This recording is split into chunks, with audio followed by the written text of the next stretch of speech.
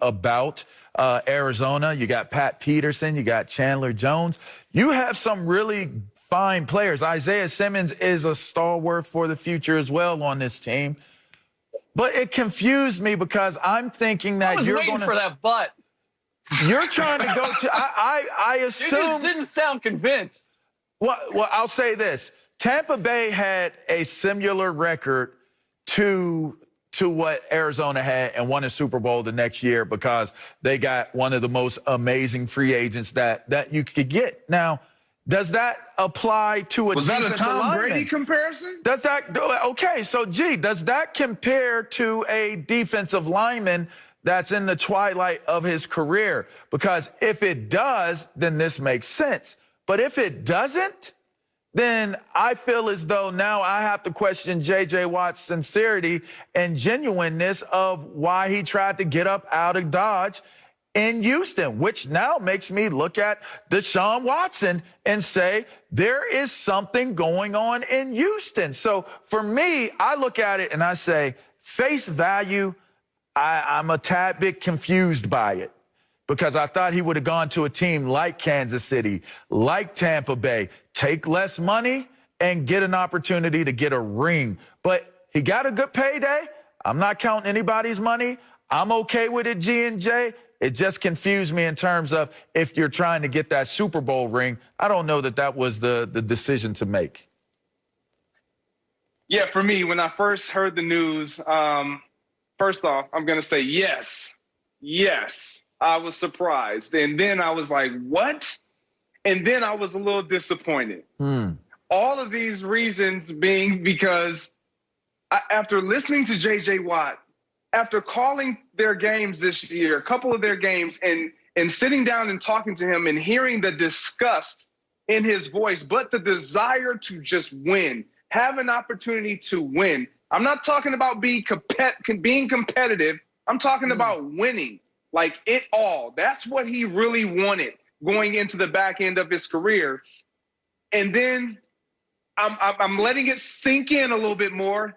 And to be honest, I'm still kind of disappointed. I'm just disappointed because although I know I like Vance Joseph at the play calling defensive side, defensive coordinator, and Chandler Jones, they lost him last year and they didn't have a pass rusher. And I believe he will open some things up for J.J. Watt. And you mentioned the other guys, Isaiah and Buda Baker, and they have a lot of great pieces. But that's cool. It's fine to have those great pieces. But when you don't have the coaching, and I think that offensively, I don't think that they're where they need to be.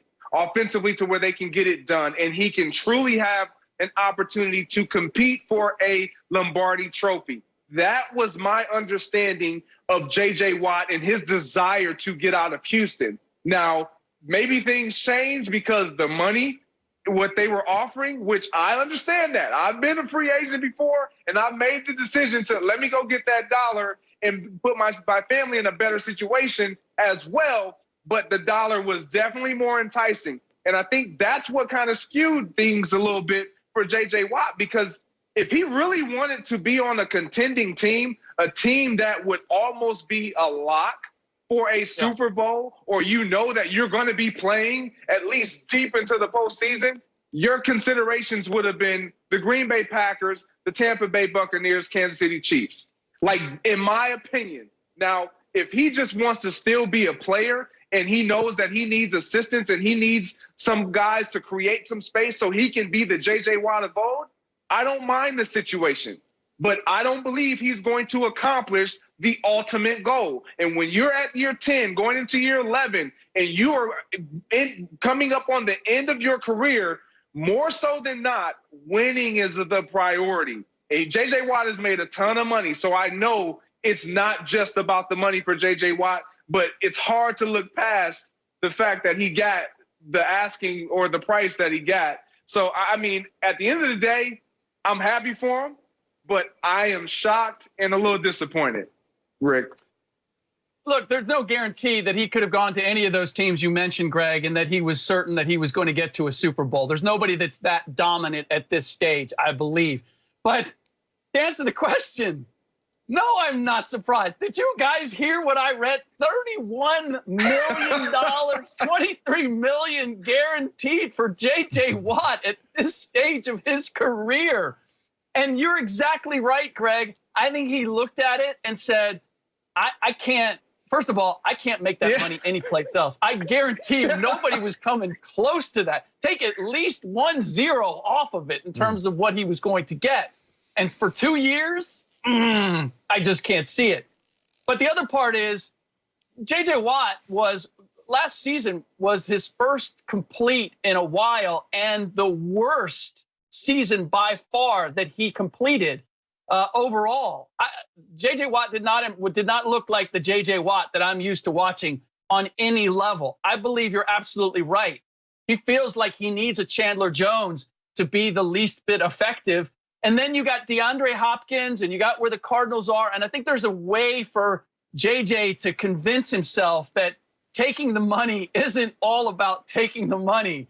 We're pretty good. We got all the things that LeVar said. We got all these reasons. I think LeVar actually was just parroting what was going on in JJ Watt's head as he picked up the pen and signed that deal, because you can talk yourself into why the Cardinals can potentially get me where I want to go. And in the meantime, I'm guaranteed all that bank. But the bottom line is he's getting paid. I've questioned the Cardinals in this situation. I mean, that's an awful lot to invest in a guy who I believe is past his prime. And I'm not sure he's going to be able to make good on the money. And as a result, that's going to hamstring them in other ways. It clearly shows JJ's still value and still valued. But I tend to think I don't want to say I have a problem with what you're saying, Rick, but what I would say is if it's about the money, then stay in Houston. You asked to be let go. You asked to be released. And these reasons why you asked to be let go fall in line with what Greg is talking about. That's what's more confusing. I'm okay with you signing a big deal. Say, I want to leave. I think I can go get a bigger deal somewhere else, and I'd be happier playing there. I'd rather him say what it really is than pull the blinds over the window and not allow the fans who have loved him as much as they have and listen to the things that he said. Show up to work. Come ready to work. Our fans deserve better than this. This, that, and the other. Say that Houston's some trash. Say that I don't want to be in Houston anymore because I don't feel as though they have the right roadmap to having success, and I'd like to go somewhere else other than being here, even though I love this place. I love the fans. Weren't you just banging on Russell Wilson for essentially doing that? Weren't you just saying that wasn't a good business practice to call out that even if you're doing it kind of behind the scenes, because to call out and say there's not enough here for me and that's why I'm leaving? Well, why is it different for J.J. Watt? Clearly, it wasn't just money. There were other things about the Texans that he does not like and wants to leave. But I thought he did it in a classy way where behind the scenes he works it out with the Texans. They let him go. And now he goes someplace else as opposed to let me really drag the laundry out and explain to everybody in Houston why I'm leaving. But how is it clean and in a classy way when everything that you've told the fan base as to the reasons as to why you wanted to move on turn out to not be what your actions are on the other side of it? What's not true? You didn't go to a contender. You're not. That's not a perceived contender for the Super Bowl. You're not showing me that you made the decision to go take less money, to go somewhere else, to go try to win Super Bowls because you weren't going in that direction in Houston. I thought it was a little disingenuous. And I don't even recall what my point was with Russell Wilson. I'm on to the next segment. But I will say this. If I'm Russell Wilson, as opposed to what J.J. Watt is in this scenario, Russell Wilson has a whole lot more leverage in the scenario than what J.J. Watt does. J.J. Watt didn't have to move. J.J. Watt didn't have to leave. J.J. Watt didn't have to try to leverage anything because he is at the end of his career. His best days are behind him. He's going to be a role player for a team from here on out. He's not going to be the man. Russell Wilson has a very different situation that's playing out for him and what his opportunities present for him. Russell Wilson is trying to gain respect as an MVP of this National Football League. Russell Wilson is trying to gain respect of winning championships as the main guy that is